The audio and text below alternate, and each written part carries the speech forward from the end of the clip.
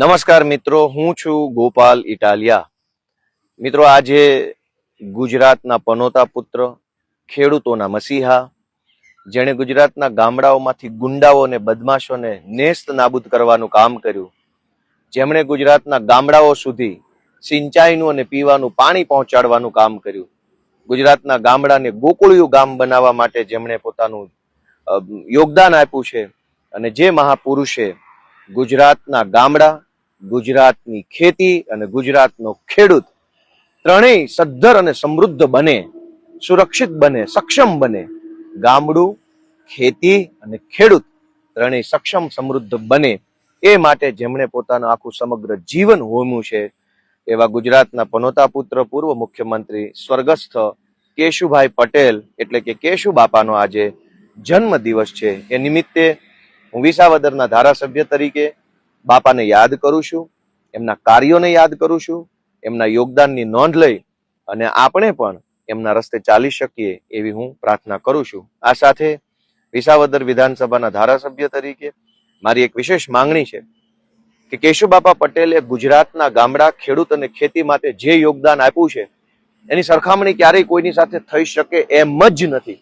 કેમ કે એક સાધારણ પરિવારમાં જન્મીને ગુજરાતના મુખ્યમંત્રી સુધી સ્વબળે પહોંચવું, એવા જમાનામાં કે જે જમાનામાં આજના જેટલા સંસાધનો કે સાધનો કે સુવિધા ન હતી, પણ સંઘર્ષના દમ પર એક ખેડૂતના ઘરે જન્મેલા એક દીકરાએ મુખ્યમંત્રી સુધીની સફર કરી અને ગુજરાતના જે યોગદાન આપ્યું છે એની નોંધ ક્યાંક ને ક્યાંક લેવાય નથી.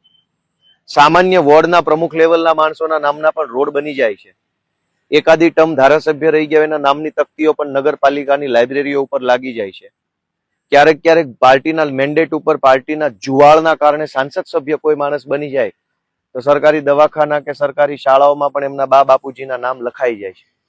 પણ જે ખેડૂતના દીકરાએ એક સાધારણ પરિવારમાં જન્મીને ખેતરોમાં પાણી વાળતા વાળતા સંઘર્ષ કરીને રાજનીતિના પગથિયા પછી પગથિયા ચડીને ગુજરાતની અંદર પહેલી વખત બીજેપીની સરકાર બનાવી, એવડા મોટા મહાપુરુષની નોંધ ગુજરાતમાં ક્યાંય લેવાય નથી. એ વાત બહુ ખટકે છે. એ વાત બહુ મનને પીડા આપતી વાત છે કે આટલા મોટા મહાપુરુષના નામે એક પણ યોજના નહીં, એક પણ સરકારી મકાન નહીં, એક પણ વ્યવસ્થા કેમ નહીં? જો આપણે આપણા મહાપુરુષોના યોગદાનની નોંધ લેવાનું છોડી દઈએ તો ઇતિહાસ આપણને માફ ન કરે. અને એવું કહેવાયું છે કે જે સમાજ કે જે વ્યક્તિ કે જે વ્યવસ્થા પોતાના ભૂતકાળને, પોતાના મહાપુરુષોને ભૂલી જાય છે, એનું ભવિષ્ય ધૂંધળું થઈ જાય છે. અને એટલે સ્વર્ગસ્થ કેશુબાપા પટેલના જન્મ દિવસ નિમિત્તે વિસાવદરના ધારાસભ્ય તરીકે આજે હું એવી લાગણી વ્યક્ત કરું છું કે રાજકોટની અંદર નવું બનેલું જે એરપોર્ટ છે, હીરાસર એરપોર્ટ, એનું નામ કેશુભાઈ પટેલ એરપોર્ટ તરીકે જો નામકરણ કરવામાં આવે તો કેશુભાઈના યોગદાનની એક વિનમ્ર નોંધ લેવાય એવું આપણે માની શકીએ. કેશુબાપા જેવા કદાવર નેતાની કોઈ નોંધ ઇતિહાસમાં નથી લેવાય એ દુર્ભાગ્યની બાબત છે.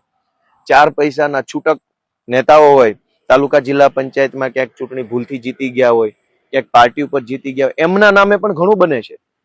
એમના નામની રોડ ઉપર તકતીઓ હોય છે, લાઇબ્રેરીઓ પર હોય છે, દવાખાનામાં હોય છે, સરકારની નાની મોટી યોજનાઓ હોય છે.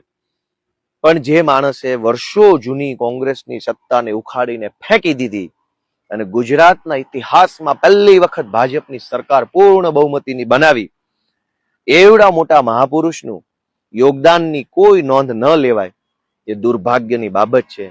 ફરી વખત હું મારી વાતને રિપીટ કરું છું કે વિસાવદરના ધારાસભ્ય તરીકે મારી એવી લાગણી છે. આજે કેશુબાપાનો જન્મ દિવસ છે. આજે 24મી જુલાઈ 2025ના દિવસે મારી લાગણી છે કે રાજકોટના એરપોર્ટને સ્વર્ગસ્થ કેશુભાઈ પટેલ નામકરણ કરી અને કેશુભાઈ પટેલના યોગદાનની સરકાર અને સમાજ નોંધ લે એવો પ્રયત્ન આપણે કરવાનો છે. જય કિસાન, કેશુભાઈ પટેલ જિંદાબાદ.